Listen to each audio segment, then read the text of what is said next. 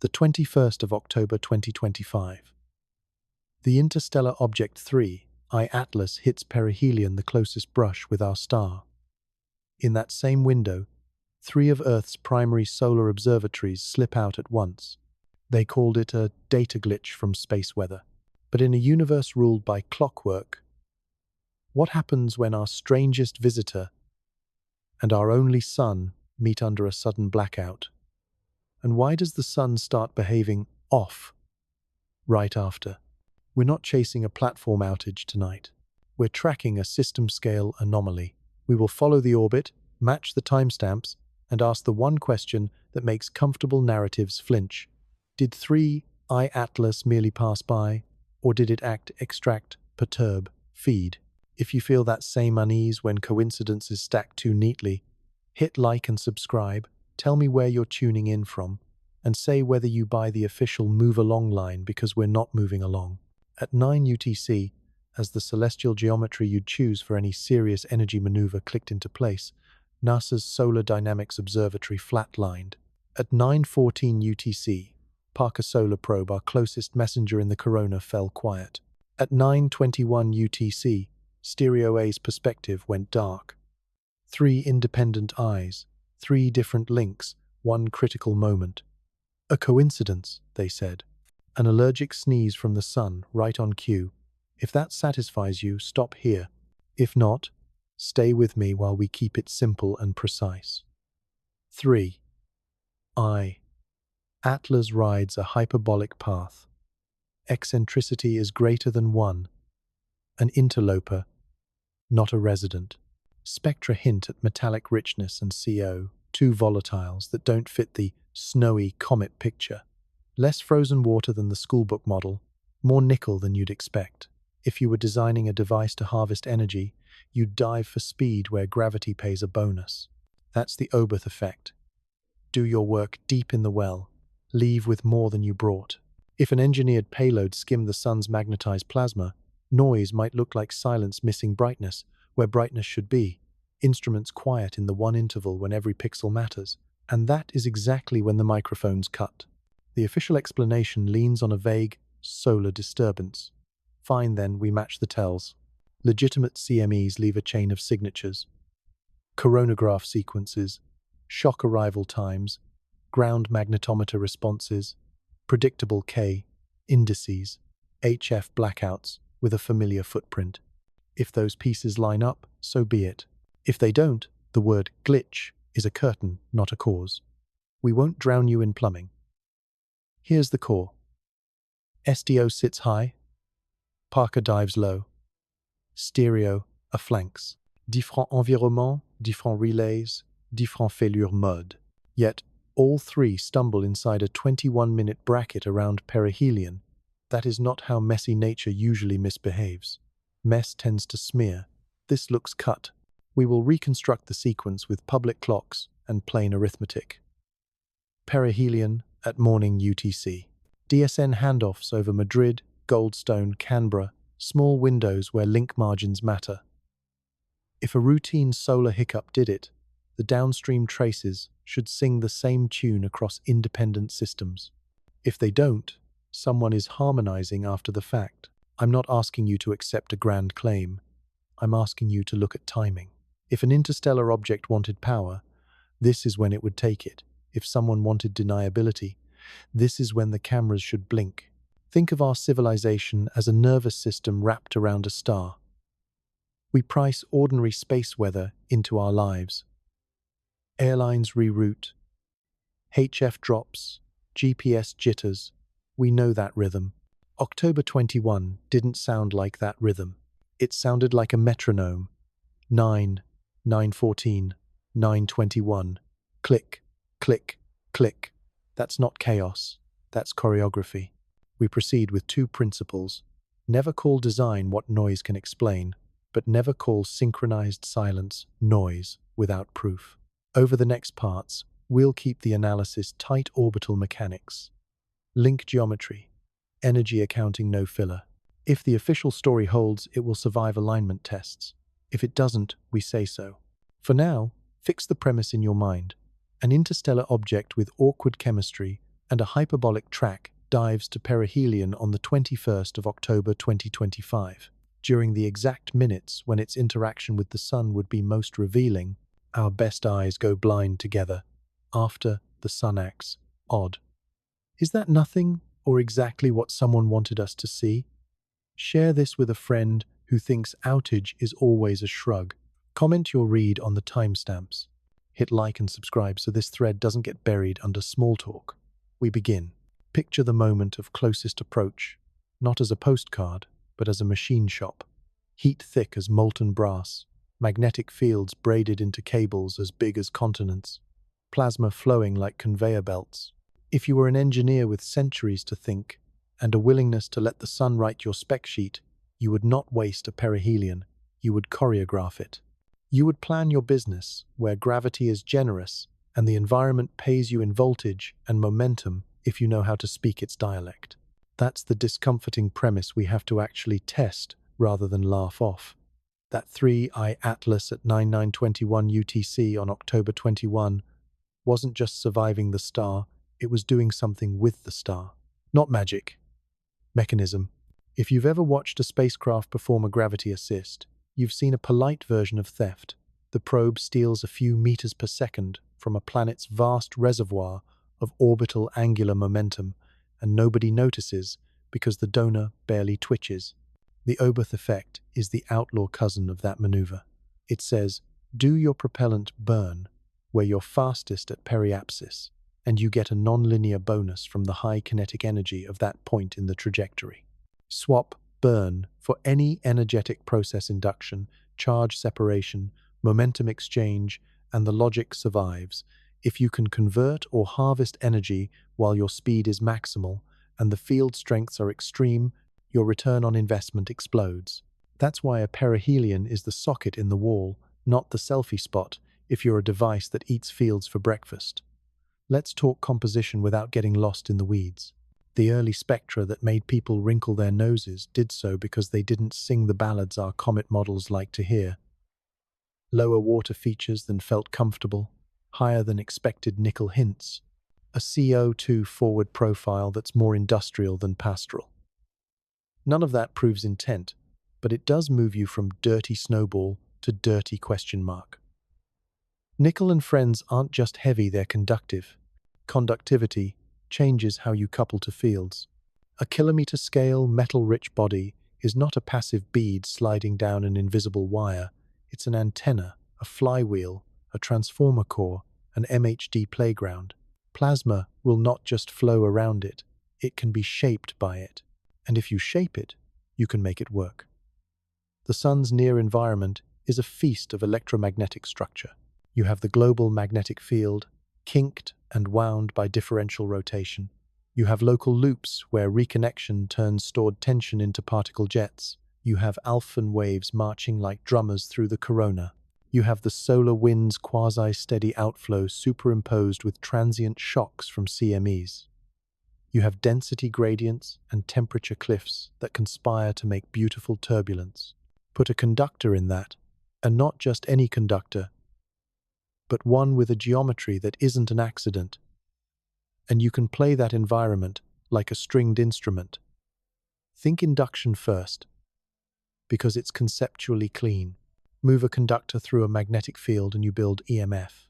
Move it fast through a strong field and you build a lot of EMF. Wrap that conductor into loops or paths that favor certain modes, and you tune what you can harvest. Now add plasma. A conductor in plasma isn't just a lump. It's an object with sheaths and double layers, with wake structures, with potential differences that can grow and self-organize. That is no longer a cartoon, it's a laboratory. Charge separation is work. Work is energy. Energy can be stored, routed, exchanged. You don't have to swallow photons like a glutton to steal from a star. You can set up circuits that move energy from field to device with a side effect that looks, to our instruments, like brightness suppressed here and noise suppressed there. Put a little RF engineering on top. The Deep Space Network lives in a world of link budgets. SNR, ebb divided by N0, antenna elevation, thermal noise, polarization, a plasma environment near perihelion can smear those budgets. But the smear has a signature. It's messy. It doesn't pick timestamps with a drummer's discipline. If, instead, you saw modulation quiet windows opening with tidy edges, you'd be forgiven for asking whether the environment was being tickled in a way our link budgets are not meant to withstand. Targeted narrowband mischief in the intermediate frequency chains is not a phrase anyone wants to read in a mission log. Yet if the same device that harvests also radiates, the path between "what a coincidence" and "why now, why exactly now" shortens. Pause, breathe, and keep your skeptic hat on. Could 3I Atlas just be a weird rock in a tough neighborhood? Absolutely.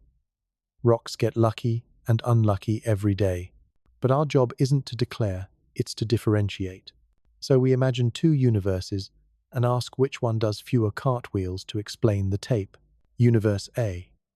Random solar disturbance peaks right as a hyperbolic interstellar object kisses perihelion.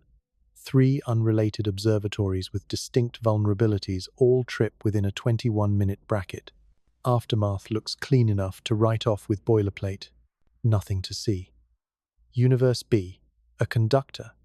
Rich interloper arrives with a geometry amenable to the Oberth bonus, leverages plasma coupling to extract or reroute energy, and in the process radiates interference or provokes field configurations that make telemetry more fragile. Maybe only slightly, but slightly is enough when your margins are already razor-thin near conjunction. 3 eyes blink because that was the point, or the collateral. Aftermath includes signatures that don't sing the usual CME chorus. Which universe asks you to abuse coincidence less? We won't fill in numbers we don't have, but we can think in scales. At perihelion, relative velocity is at its peak tens to hundreds of kilometers per second, depending on the exact elements. Magnetic field strengths in the low corona are orders of magnitude beyond what your earthly intuition expects. Induced EMF scales with velocity and field, power scales with the square of current. Current depends on pathway, geometry, and plasma parameters. You don't need science fiction to make a rough case that immense amounts of energy become accessible if your structure and timing are right.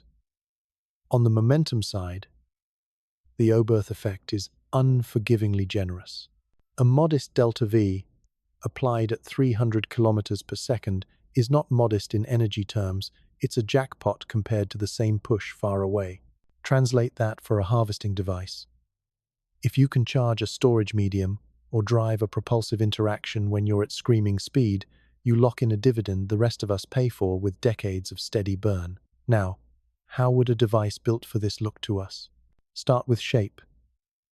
You'd want surfaces that control sheath behavior, edges or lattices that encourage certain currents, cavities that trap modes, possibly metamaterials that alter effective permittivity or permeability in ranges that matter near the Sunday. You would almost certainly want nickel, iron, cobalt, things that don't sublimate like drama queens the second you look at them wrong.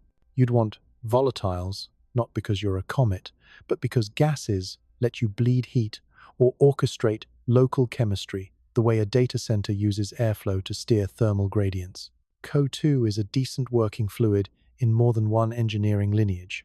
Water is an inconvenient friend near a star unless you're very clever. Low water isn't an indictment, it's a design note. Critics will say, then why a coma? Why a tail? Why anything that looks cometary at all? Because coupling to plasma and radiative pressure can produce visible features whether or not you're sublimating snow. Small outgassing for thermal management or surface reactions can mimic a lot of cometary cosplay. And let's not pretend that looks like a comet is a strong category after the past decade's surprises. The trick, if you're building for this environment, is not just to survive, but to exploit. Survive means high temperature phases, radiative cooling strategies, sacrificial layers, maybe even ablation that's controlled rather than feared. Exploit means you don't waste induced currents as heat. You route them into storage or into fields that push you the way a magnet pushes a railgun slug. In plasma, magnetic nozzles are a thing. What if the nozzle is the star? And now we circle back to the silence, because silence is a diagnostic. If a device orchestrated a localized field reconfiguration, call it an enforced reconnection, a siphon of magnetic tension into its internal circuits, the surrounding region could temporarily change its emissivity. To our cameras, that could look like brightness deficits, like a gap where a flare should have been brightness positive. That's not a standard solar vocabulary word, which is why the phrase dark flare lands so rudely on the ear. But rude words sometimes name new things. If you've been nodding along, here's your job in the comments while we grind through the math offline. Propose the cleanest natural alternative that produces synchronized telemetry vulnerability at 9, Jodian Shosifan, Lingzhou, 21, and also predicts localized radiative anomalies without the textbook CME cascade in the terrestrial magnetosphere that the official line asked us to accept. If the natural alternative exists and is plausible, we should prefer it. If it doesn't, we should not be bullied by the word coincidence. Back to mechanism, because that's how we keep this from becoming a campfire story. A conductor moving through a magnetic field experiences a Lorentz force. In a body with internal structure, those forces can separate charges and build potentials across distances. In plasma, those potentials don't just sit, they recruit. Double layers form regions where electric fields are strong, where ions accelerate, where electrons behave badly. Double layers are nature's capacitors. If 3I Atlas carried internal pathways tuned to those dynamics, it could act as a load in the grandest circuit we know. Loads draw. Drawing locally alters fields. Altering fields changes emission. Changes in emission, if you're unprepared to see them, look like noise or glitch. That's a mouthful. So think about a simpler analogy. City power grid, heat wave, evening peak. You plug in a device you won't describe. Lights flicker a neighborhood away. The power company blames temporary instability. Is that explanation wrong?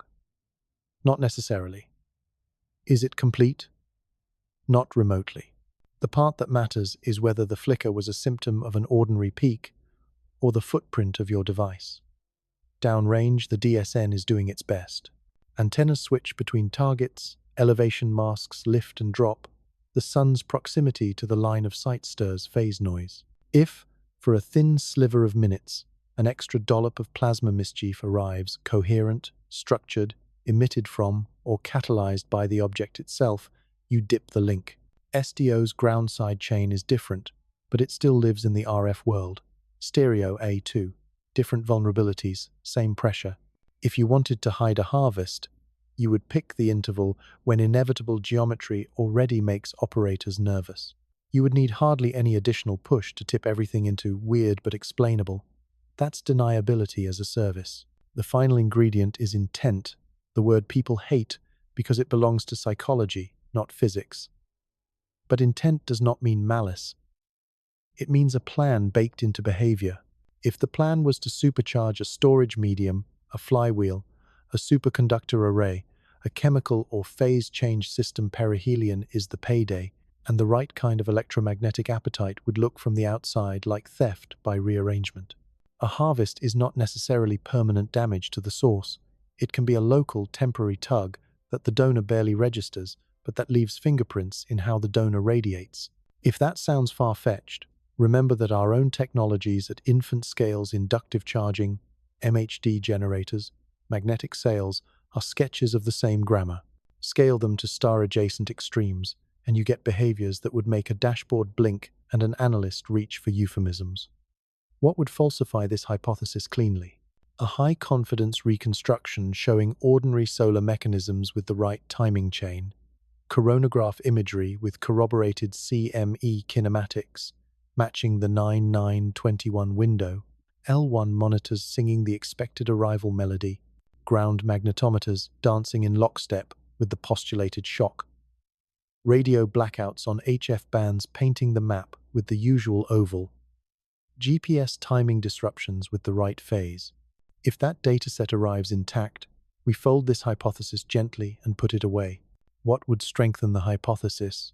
Evidence of phase anomalies, energy deficits in EUV channels where there should be surpluses, suppressed brightness that tracks the object's path, narrowband or structured RF interference coincident with the blackout. Post-perihelion trajectory deviations, best explained by a delta V that makes more sense as energy-rich than energy-poor. Thermal footprints, inconsistent with passive heating. None of those require aliens. They require mechanism that awkwardly aligns with harvesting.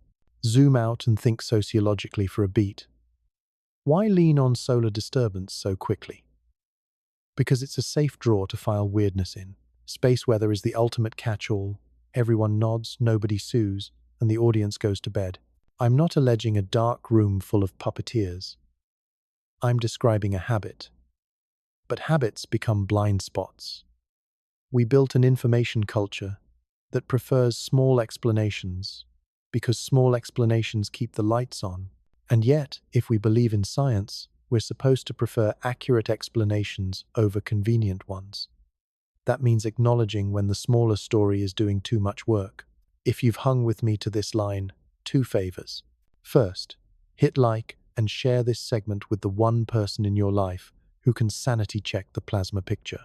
If they think I'm overfitting, I want to hear the argument and post it. Second, comment the one mechanism you believe could create synchronized telemetry fragility without help from an engineered object.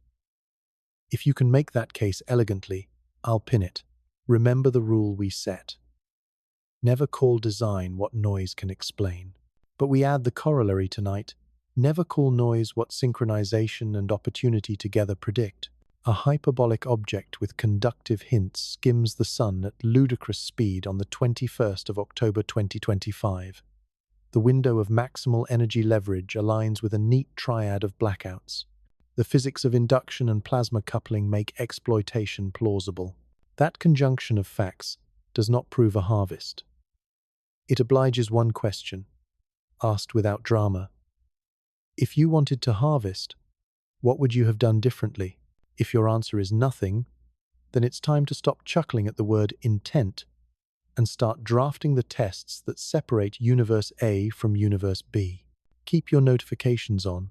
In the next part, we stop theorizing about what a harvest would look like and scrutinize what the sun actually showed us when the cameras came back, that alleged deficit, that negative brightness ripple near the equator, that rude phrase we may have to borrow from the lexicon, a dark flare. 48 hours after the synchronized silences, the cameras come back not with relief, but with a riddle. Frame by frame, the sun resumes its incandescent monologue, except for one place, one bruise of missing light near the equator that refuses to read the cue. If you scrub the sequences slowly, you can feel it before you measure it. A patch that eats brightness the way a sponge takes water, appearing not as a coronal hole with its clean open field geometry, not as a transient filament shadow meandering like smoke, but as a compact, pulsing deficit where every instinct says the irradiance should surge. Call it what it looks like in plain English before we're accused of poetry. A flare that goes the wrong way. A dark flare. We're going to treat this as a measurement problem before we let it harden into a narrative. Start with the easiest lie we can tell ourselves, that the effect is a camera trick. EUV instruments exaggerate contrast. Compression can ring edges. Limb darkening can make the naive eye hallucinate dips where the physics says peaks. So, we do the boring work. We normalize per channel against a quiet sun baseline taken from longitudinal bands far from the candidate area. We build pixel masks that exclude the limb by a safe margin. We pull AIA 170, 10, 193 O, 211 O, and 335 O, the quartet that together sketches plasma at different characteristic temperatures. We overlay HMI magnetograms so we're not confusing a slick of open field with a genuine thermal crime scene. Then we difference the stacks across the window spanning October 21 to the 23rd of October 2025 UTC with cadence-matched interpolation, so we're not blaming the clock for the ghost. The residual doesn't blink away.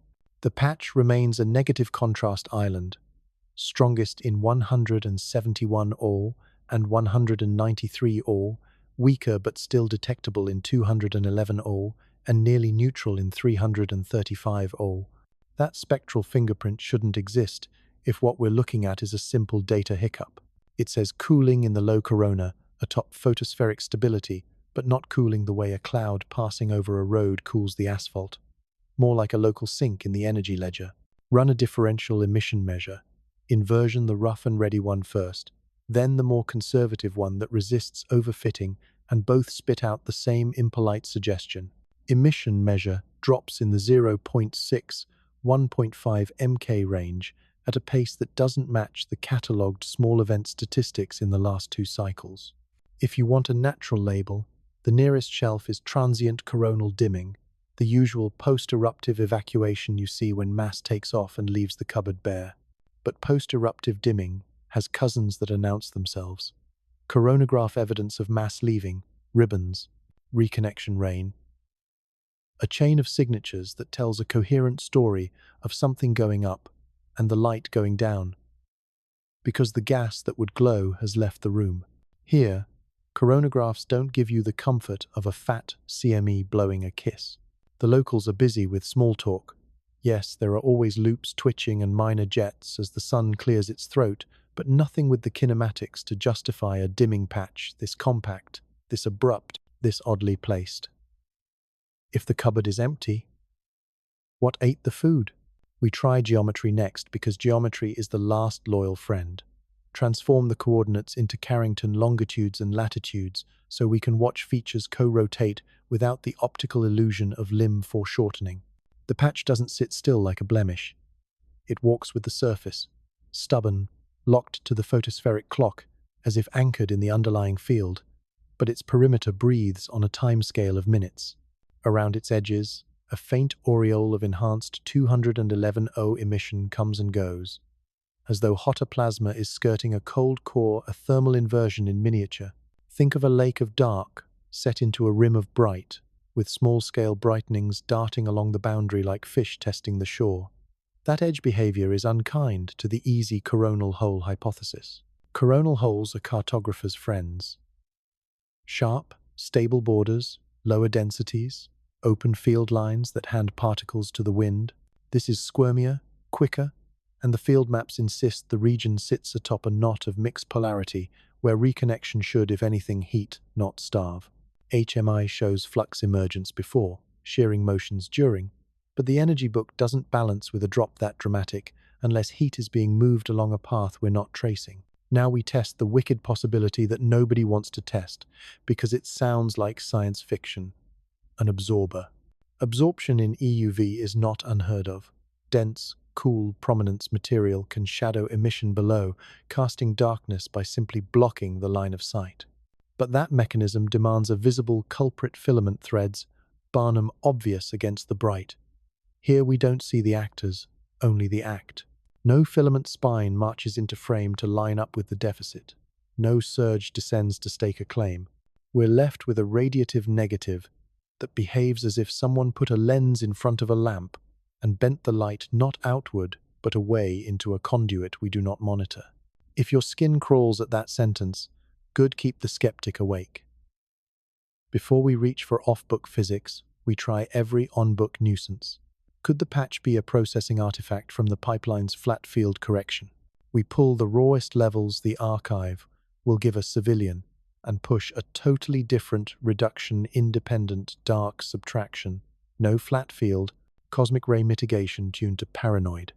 The deficit survives like a stain in a shirt you've washed 5 times lighter, perhaps. But there. Always there. Cosmic rays? Wrong sign. Compression ringing? Wrong morphology. Temporal aliasing? The cadence is too high for that to sneak in across this many frames in lockstep with rotation. Then the worst question, the one that makes even friendly reviewers shift in their chairs.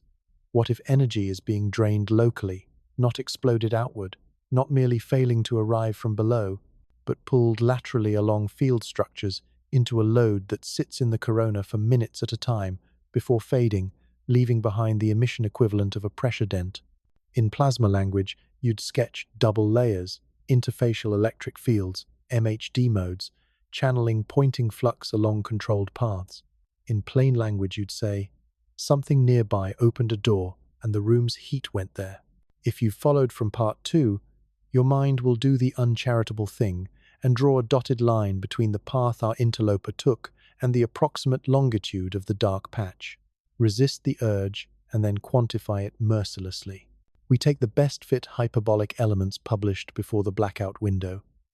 We propagate the track into Carrington coordinates at the time of interest. We allow generous error bounds because astrometry near perihelion is a mean drunk, and we find this will not make anyone happy that the great circle of that passage intersects the belt of longitudes within which the patch rotates into view. Not a bullseye, not a pixel-perfect overlay you could print on a t-shirt, but close enough that a lazy coincidence story feels a little too happy. You can discount that alignment if you must. You can say the sun has dark patches every day and one of them was bound to line up with someone's trajectory eventually. That's not wrong. But we don't stack the deck, we cross-examine it.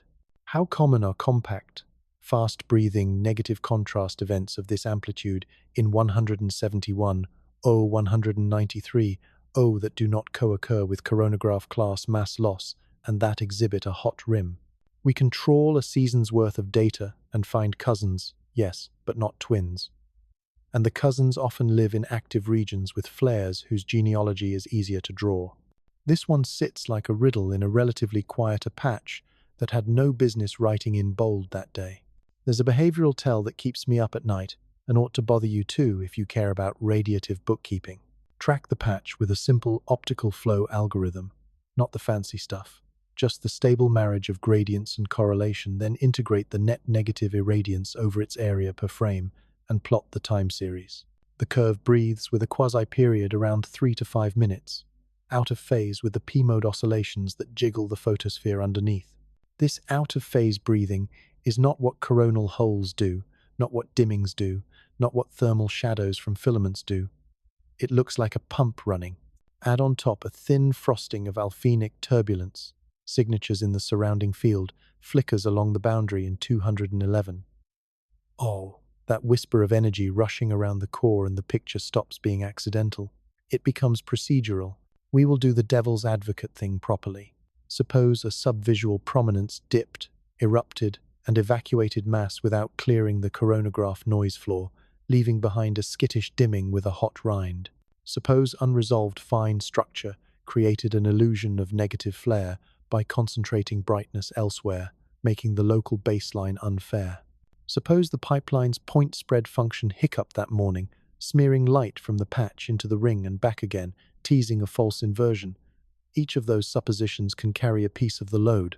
Do they carry it all while keeping the 9 divided by 9, 14 divided by 9, 21 choreography innocent? That's the accounting problem. You can pick one miracle per story. Picking 2 or 3 is a taste we should outgrow. There is one more angle, and it is not an angle that flatters the easy story. If you overlay the DSN lock margins from October 21 on a map of expected radio scintillation near the sun, then slide forward to the window, when the patch rotates to the central meridian, you find that the line of sight paths for several assets pass close to field lines that would be influenced by a localized sink. This matters because RF fragility is not simply a function of global indices. It is exquisitely sensitive to small structures that redirect plasma flows. I am not claiming causation. I am saying the map of vulnerability looks worse if a local absorber existed where the data says it did. If you're from the shut up and calculate school, good. Here's your homework. Take the EUV deficit integrated over the patch's area and translate it into a rough pointing flux deficit using standard response functions. Treat it as a lower bound on diverted energy. Propagate through a toy MHD model with a double-layer load set at plausible coronal densities and scale lengths, and ask what kind of current and field perturbations would be implied. Then ask what sort of radiated side effects would land in the DSN bandpasses if such a load throbbed at 3 to 5 minute quasi-periods while the patch crossed central meridian. If the answer is negligible, I will show that. If the answer is not negligible, the dark flare graduates from a curiosity to a lever. The philosophical temptation here is overreach to night, a bruise as an act, to write intent into pixels, to forget that the sun is a chaos engine, capable of inventing novelties without our help. Resist it, but resist also the bureaucratic lullaby that every novelty is a rounding error. We earned our skepticism the hard way, by learning how often coincidence tattles. A hyperbolic visitor arrives, the cameras blink, and when they open we find an inverted flare that rotates into view along the band of longitudes that make the coincidence argument sweat. That does not prove theft. It only makes theft the first hypothesis that refuses to sit quietly in the back row. Here's the discipline I'm going to impose on myself and invite you to impose on me in the comments. For the next 72 hours of footage after the patch's debut, we tally every standard flare, every dimming, every filament wiggle within plus or minus 30 degrees of longitude, and we test whether any of them could explain the negative contrast via line-of-sight stacking. We look for delayed CME signatures that could retroactively justify the deficit. We test whether the quasi-periodic breathing correlates with any known global oscillations or with local helioseismic anomalies. If at any step the ordinary wins, we hand it the ribbon and walk away. If, after all that, the deficit remains a category error, we circle back to the unkind idea that something siphoned, not exploded energy across a boundary we usually treat as one way. You asked for a scar. I'm giving you a contour map of a wound that refuses to clot the way the textbook says it should. The word dark flare is ugly because it contradicts. It's a two-word civil war. But language evolves to fit data, not the other way around. If you have a better phrase for radiative deficit with active region kinetics and a hot rind that breathes, give it to me and I'll use it. Until then, we'll call the thing by the bruise it leaves. We will not pretend the bruise isn't there. In a moment, we will turn our eyes away from the star and back to the planet that cannot afford to misunderstand it. If a localized sink in solar output existed even briefly, did any thread of that disturbance tug Earth's magnetosphere in a way our indices forgot to emphasize? Were there faint choruses, late-night hiss, GPS clocks doing half steps, migratory systems making wrong turns that statistics smooth over? That is part 4. For now, take the patch with you to bed and ask the question our instruments refuse to print in their headers. What does a harvest look like to a camera that only expects fireworks? When the star clears its throat, Earth's magnetosphere usually answers in a familiar register, a chorus at high latitudes, K indices that rise like a tide, auroras that bloom where the field lines open, HF radio maps painting polite ovals across the poles. This time, 48 to 72 hours after the inverted bruise rotated through central meridian, the song felt off-key, not silent, never silent, but syncopated in a way the habitual explanations don't quite accommodate. You can pretend not to hear it if you keep your speakers set to global average, but if you lean in close to the instrumentation that never learned how to pander regional magnetometers, phase scintillation logs, timing chains that live and die by nanoseconds, you find traces that look less like a storm and more like a tug, the kind that tightens a cable without snapping it. That is our working metaphor for the fallout. Not a drama of explosions, but the geometry of tension. Begin with the ground, because the ground lies politely if you only consult the summary. The planetary KP index for the period does not scream disaster, it barely grumbles. But KP is a smoothing machine. It compresses the variety of local behaviors into a digestible number, the way a city's average temperature placates tourists, while one neighborhood melts and another freezes. When you peel back the compression, when you look station by station, latitude by latitude, you see an odd pattern. Across Scandinavia and the northern UK, there's a band of dB divided by dt spikes that don't scale with KP's calm. They arrive in bursts that don't pair cleanly with any upstream shock time you'd infer from the coronagraphs, and their morphology is sharp, as though a hand ticked a dial rather than a wind gusted through a door.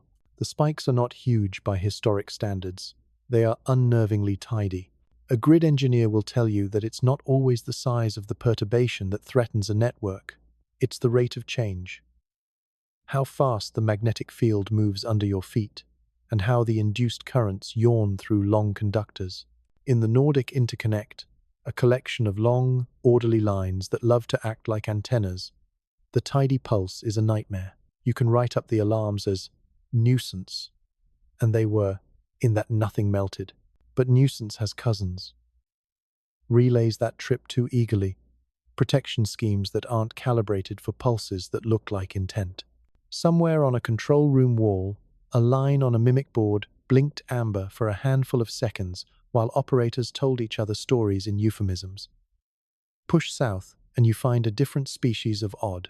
In the South Atlantic anomaly, a region where Earth's magnetic field gives you a thin rind of protection and satellites understand they're in the wrong neighborhood at the wrong time, GPS receivers that normally shrug at small mischief begin to blush. Not everywhere and not at once, but along a diagonal arc from the Brazilian coast into mid-Atlantic shipping lanes, a handful of geodetic-grade receivers log position solutions that are wrong by kilometers 8, give or take, then recover, as though embarrassed. The logs blame multipath or ionospheric gradient. The environment points a finger at quiet solar indices and says, try again. Ships at sea have navigators and cross-checks. Nobody runs aground. And the incident doesn't graduate into the news. But the receipts exist. Raw carrier. Phase anomalies that would be trivial during a geomagnetic storm and are impolite. When the storm never got the memo, I can already hear the trained objections, and they're good ones. The ionosphere is a patchwork quilt. Gradients snake through it all the time, and the South Atlantic is never a paragon of discipline. True, but the anomalies show a duty cycle nobody expects at those hours, a neat coincidence with the longitudes under the dark patch as it rotated into and out of view, and a recoverability curve that looks like a tapped bell rather than simmering turbulence. You are not asked to accept a miracle. You are asked to notice the rhythm. At bird scale, the fallout reads like folklore until you approach it with the same forensic appetite. Migratory birds do not hold press conferences. They do, however, carry tiny loggers in increasing numbers, and their routes are followed by shapes of dots that scientists tug into maps with the glee of children drawing constellations. Across 2 projects, one in the Baltic, one in the Canadian prairies, there are flights that kink the wrong way on the wrong nights. Not a mass reversal of the sky, we are not shooting a movie about apocalypse, but a non-trivial fraction of tracings that pivot north, then correct, as though a compass briefly flirted with an affair. It could be weather, it could be local winds, it could be any number of prosaic insults that a bird suffers without writing a diary entry about it. But if you project the magnetometer oddities onto those migratory paths, the overlays are unwelcome friends. The kinks line up with the pulses, and you can write that off as selection bias if you want. You should, for a while. But keep an eye on the proportion. It's the proportion that will force you to update your priors if it refuses to shrink as more tags report in. Radio operators in mid-latitudes post logs. Nobody reads unless they're radio operators too. To them, the band conditions on those nights were a comedy of wrong answers. HF opened where it should have closed where it should have yawned, and fluttered with an unhelpful on divided by off cadence that made schedulers curse. Again, none of it leaps out as storm. The indices do not spell danger.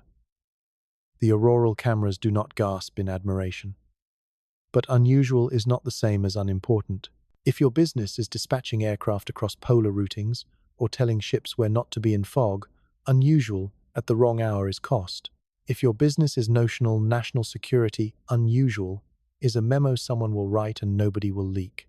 Follow the cable out to the seafloor where the packets run, and you hit a temptation I will not indulge, to claim subsea cable trouble because the plot would enjoy it. We do not have that evidence. The visible internet did not fall over. What we have instead are tracer route eccentricities and a spatter of BGP announcements that took a scenic route through European exchanges, while everyone shrugged and blamed maintenance. Maintenance is as good a story as any, and it is likely correct. But in a world where every network is laced with timers, a 1-second wander can break clocks upstream of blame. Time is where you find the purest fallout. Precision timing chains count their lives in parts per trillion. Telecoms hide in the umbrella of 5 nines, but the wizards in backrooms keep calendars of nanoseconds. In one such calendar, a network that does not request attention except from other networks showed a slip. It caught itself the way a gymnast stumbles and sticks the landing anyway. But the stumble mattered. The slip was not random drift. It was a coherent nudge that arrived at the end of that quasi-period we saw breathing around the dark patch, as though a beat skipped somewhere the synchronizers assumed would only ever mark time. Take that too far, and you can write a conspiracy about a clock in the Sunday don't. But put it on the same wall as the metronomic 9 divided by 9, 14 divided by 9, 21, and the bird's brief treachery, and the GPS blushing, and the Nordic grid's polite panic, and the collage stops looking like weather. It looks like a system being leaned on. I can hear a counter-argument worth respecting. All complex systems spit out red herrings. If you go fishing in a 72-hour pool with a bright flashlight and a taste for pattern, you will convince yourself the fish spelling your initials are meaningful. That is why we set rules. Rule 1. Independent witnesses matter. When HF operators complain, and timing chains nudge, and migratory paths kink and grid logs spike, and GPS blushes, you are not listening to one gossip, you are overhearing a neighborhood. Rule 2. Phase relationships matter more than amplitude when amplitudes are small. If the beats line up across unlike instruments, the composer matters.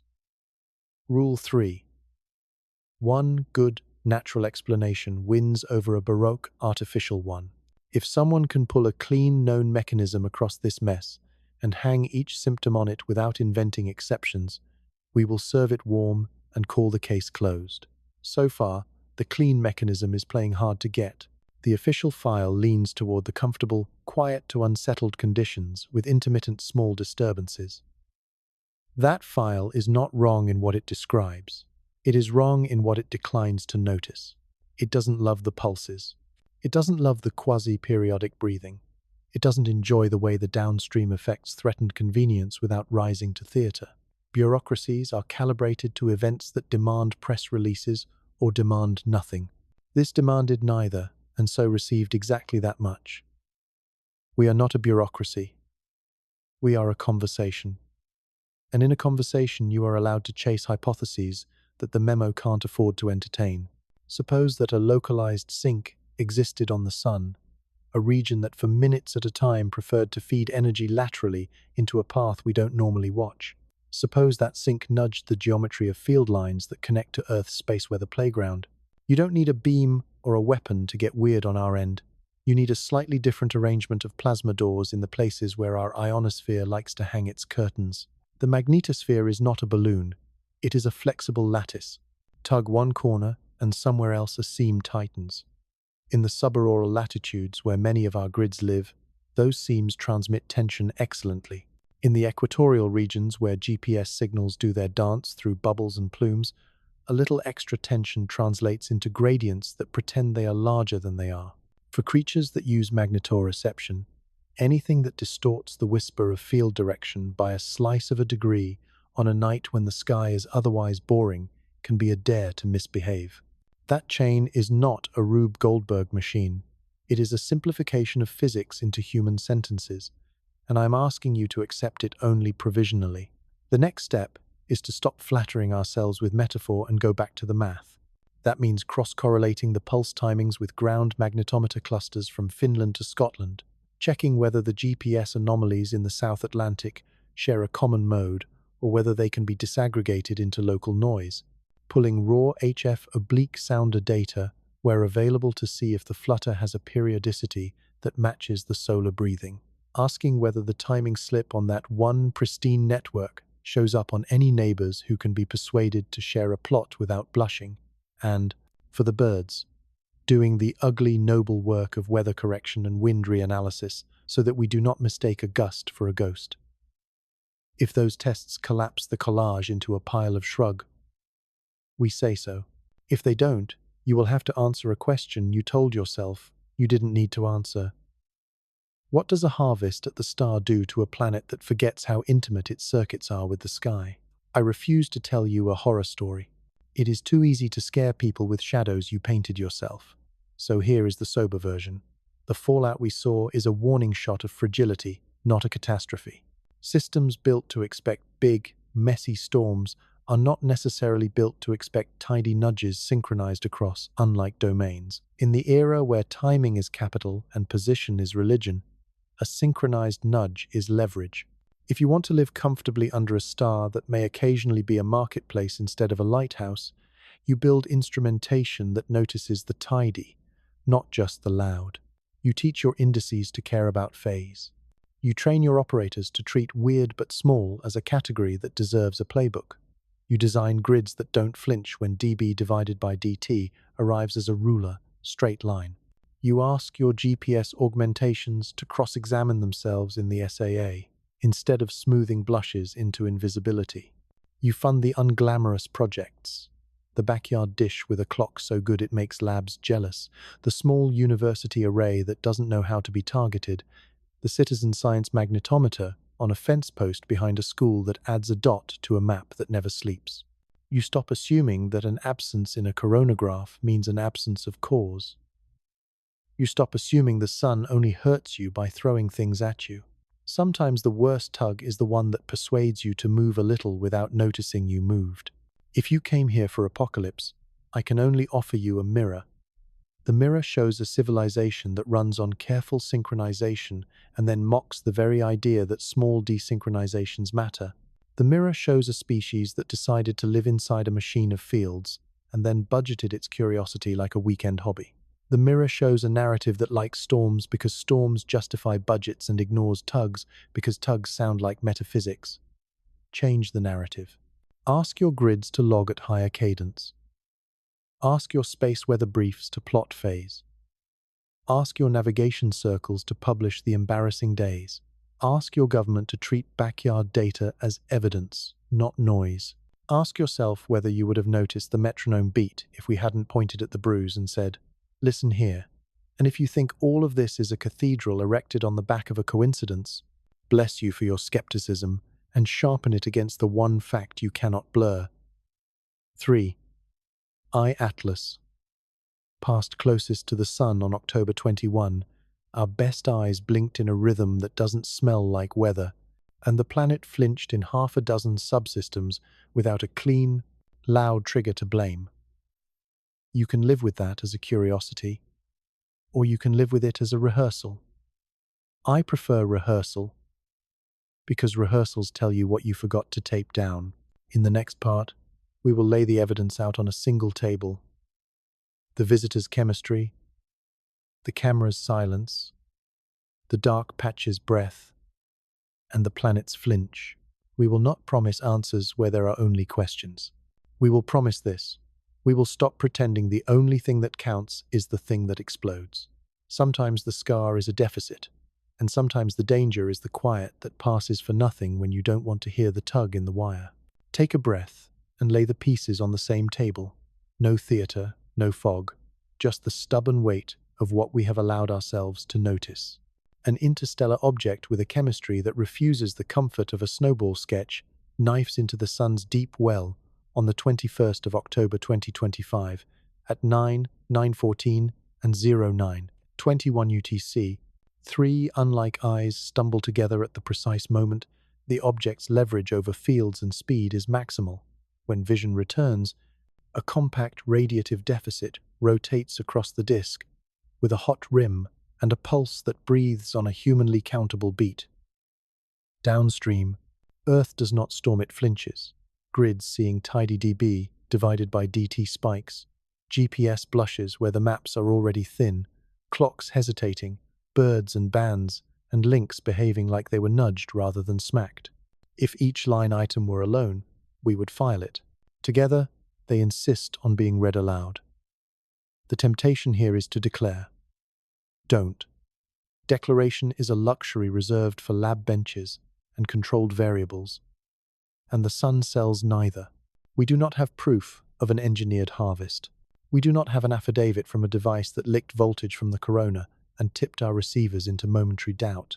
What we have is alignment in a lineage of alignments, a choreography of timing and behavior that asks for either one large coincidence or a smaller, ruder idea that something at perihelion behaved like a load in a circuit that includes our star. If you are allergic to that idea, you should be. Good allergies keep science honest. But don't let the allergy become a reflex. Reflex is how civilizations acquire blind spots and call them common sense. Think again about the shape of our argument, because the shape matters more than the flavor. We never leaned on a single glamorous plot point. We leaned on synchronization. Synchronization is where narratives go to be tested. Do three clocks that do not talk to each other tick at moments a story would prefer if the story were real? We asked that of SDO, Parker, and Stereo A. We asked it of EUV channels at different temperatures. We asked it of magnetometers, of timing chains, of birds and bands. The answers were not neon signs, they were metronomes. If your instinct is to fling the whole bundle off the table because a neon sign never lit up, ask yourself why we built systems that only ring bells for fireworks and barely murmur for tugs. Tugs move bridges. Tugs change orbits. Tugs persuade truth to hide in plain sight because nothing technically failed. There is a version of this ending where we clutch at easy villains and write a fairy tale about malevolent intent. We won't. Intent is a permission slip that can excuse lazy thinking. The less comforting ending, the one that deserves this closing hour, is not that someone came to hurt us, but that someone came to feed, and that our instruments are tuned to admire thunder when sometimes the only honest signal is a vacuum where you expected a shout. What would a harvest look like if we only had our present eyes? Exactly like this. A heightened chance of RF fragility during the one interval where geometry already punishes links. A localized deficit that walks with the star and throbs with the cadence of plasma processes we haven't tabulated, downstream disturbances whose amplitudes disappoint drama, but whose phases refuse to be random. Engineers live with this pattern every day. A real-world failure is rarely a villain. It is a meeting of tiny things at an opinionated time. That is the design we argue for. Not malice, but choreography. The reason this matters is not the thrill of cosmic intrigue. It is the humility of infrastructure. If our civilization is a nervous system draped over a ball of metal and sky, then our health depends on how exquisitely we model the ways that sky can lean on us without ever throwing a punch. We built risk around the loud storms that tear and flares that shout and neglected the quiet lever. The quiet lever is timing. In a world where clocks are capital, where phase alignment is oxygen, a synchronized nudge is a scalpel. You don't amputate with it. You nick tendons and watch gait degrade. You don't topple grids. You frighten relays. You don't erase GPS. You make it blush in the South Atlantic where the chart already frets. You don't silence clocks. You teach them to doubt a single beat and then recover so everyone can call it nothing. The story we owe you is not a solved case. It is a changed posture. If 3I Atlas harvested, it does not mean our star is weak or our watchers are fools. It means the solar system is a marketplace, not a museum, and we have been walking through it like tourists with noise-cancelling headphones. Markets run on bids and timing. We have been monitoring price spikes and ignoring silent arbitrage. Fix that. The practical program for the next season is not sexy, but it is surgical. Treat synchronized microperturbations as a class worthy of telemetry and thresholds. Build phase-aware space weather products that plot small, tidy dB divided by dt pulses alongside kp instead of compressing them out of existence. Ask the DSN for link margin traces around conjunctions and perihelia that can be cross-correlated with ground arrays. Then publish the awkward days where the plots look like someone tapped them with a ruler. Incentivize EUV pipelines to ship rawer frames and parallel reductions so deficits that survive multiple treatments earn names instead of shrugs. Fund obsessive citizens, backyard dishes with disciplined clocks, schoolyard magnetometers feeding a public mosaic, HF beacons that chirp with boring punctuality so their hiccups don't live and die in private logs. In navigation, stop treating the SAA as a haunted attic and treat it as a laboratory. Publish the blushes, not just the successes, and ask augmentation networks to flag periodicities, not just magnitudes. In grids, test protections against ruler straight dB divided by dt. In timing, add a column to the report that cares about coherent nudges from space, not just oscillator pride. None of this presumes aliens. All of this presumes physics we do not yet find polite to discuss in operational memos because it sounds like narrative, and we have taught ourselves to be allergic to narrative. The medicine is simple. Make narrative testable. We have sketched falsifiables at every step. If coronagraphs and L1 monitors and ground magnetometers can be braided into a clean, ordinary mechanism that sings precisely across those 9 divided by 9, 14 divided by 0, 9, 21 moments, and the days that follow, then the harvest hypothesis will fold like a paper boat, and we will applaud the river for carrying it off. If not, if the neatness survives honest cross-examination, then the hypothesis graduates from impolite to necessary. Necessary hypotheses deserve polite names. Call it perihelion coupled energy diversion. Call it localized coronal energy routing. Call it anything but spooky. Spooky is how the lazy shut the door. We want the door open, with a sign that says, "Test here." There is a philosophical debt to pay before we part. We have spent a century looking for intelligence in the sky by asking for conversation, radio, laser, transits that stutter on purpose. Perhaps that was never the wrong question, only the incomplete one. If intelligence is older, colder, hungrier than our romance prefers, it may speak in the grammar of fields and budgets. It may come not to talk, but to refuel, and it may rely on our love of noise to hide in our dislike of silence. That is not a horror story. That is ecology. In ecology, the lion does not announce itself to the watering hole. It lets the geometry of thirst do the work. If you find that image uncomfortable, good. Build instruments that make it less metaphor and more measurement. Because here is the quietest, clearest truth we can leave you with. Whether or not 3I Atlas harvested, we just learned how blind we are to the class of events that would matter most if harvesting were real. We cannot afford that blindness. We cannot afford indices that love averages more than phase, pipelines that prefer prettiness to lossiness, ops cultures that badge unusual but small as file later. The next interstellar object will come statistically, inevitably. It may be noisier, it may be stranger, it may be a simple rock delighted to make us argue. If we meet it with the same instruments, we will leave the same gaps on the table and the same opportunities for deniability on the cutting room floor.